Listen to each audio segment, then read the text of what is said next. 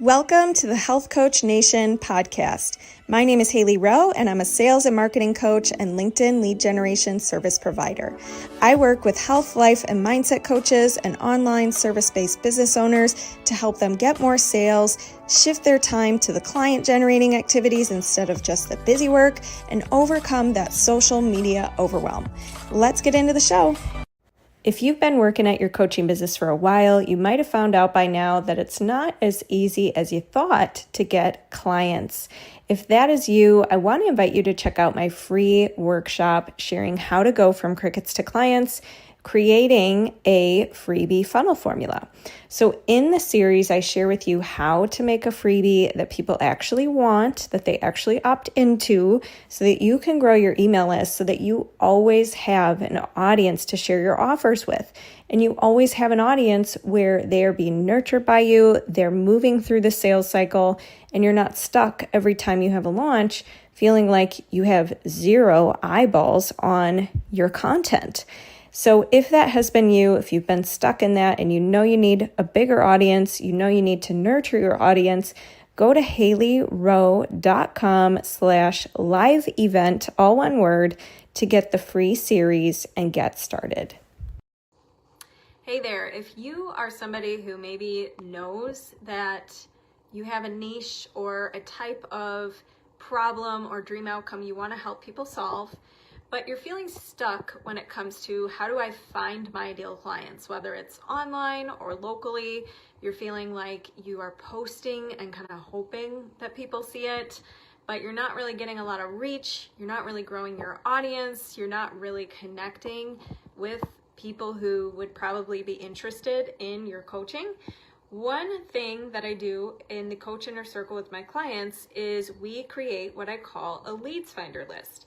And a leads finder list is essential in your business if you want to give your brain focus. Because what I see a lot of people doing is spinning their wheels, searching for clients all over the place, having no idea where to even start, or starting with something and not seeing instant gratification and then skipping to another thing. And when I first started my business, there were a couple ways I got my first clients. One was my warm network, so people who I actually used to work with or colleagues. They started taking note of what I was doing and reached out. One was Facebook groups, surprisingly, but that was a different time with Facebook groups where I do think it was easier, and I've updated my program to help my clients with how Facebook groups have changed and how to navigate that and all that kind of stuff. But that was another way. And then the last way was Instagram. And I have a whole course on how to book clients using Instagram. But the point is, I built personal connections deeply with people instead of going wide with 5 million different lead sources. However, what you do need to have as a foundational root in your business is a leads finder list that has variety options for you, meaning some lead sources, meaning places you could find your ideal client on Instagram, places you could find your ideal client locally, places you could find your ideal client based on what kind of blogs or podcasts they listen to, things like that. And that's what this whole leads finder list goes through with you. And then it helps you, we together, my coaching, prioritize what lead source probably makes the most sense for you. And you'll get to a place in your business. Now, I'm a couple years in, of course, but I know where the best use of my energy is to connect with my ideal clients. I know LinkedIn's my top platform for getting calls.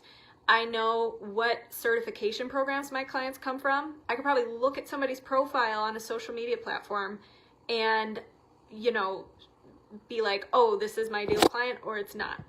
Because I can tell based on where they're coming from, what lead source I found them through, etc. So, what I recommend is, if you're curious about how do I start to get clear on where my ideal client hangs out, the first question to ask yourself is, have I had anybody in the past and where did they come from? And if you're not tracking that, oh no, that's all I have to say about that. Start tracking that, okay? And then the second question is, where we would use the leads finder list for each platform to research and see where they might hang out once you know your niche, and start to put that down, and then start to pick one or two and based on an educated guess of what is probably going to work the best, and I can make my suggestions based on what I've seen work for clients. And then you go from there, and then, you keep finding out, and you get in this groove where you're like, oh yeah, this is my top Facebook group where I love to network and I get to see the most results. This is my top, Instagram account that I comment on and share value on when it makes sense, and have visibility there. This is my top collaboration partner, this, et cetera, et cetera. So my goal for you is to help you start that process and start narrowing down where to spend your time and energy. And if you are finding that you are just kind of like spinning your wheels and dabbling in 5 different platforms and not really going deep with anyone, you're just going wide, casting a wide net, posting and hoping, then it may be time to create a leads finder list. And if you've been seeing my posts on Instagram, I've been talking about how do you create a no-brainer, amazing offer you can offer your leads.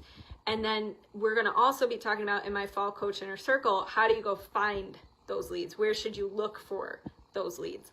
So if you're curious about that and you want to have your own leads finder list, you want to have your own lead gen process, comment Inner Circle below. So much for listening to this podcast, and if it's really helpful for you, I'd really appreciate if you share it and or leave a written podcast review.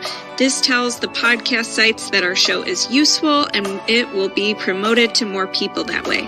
Thanks again.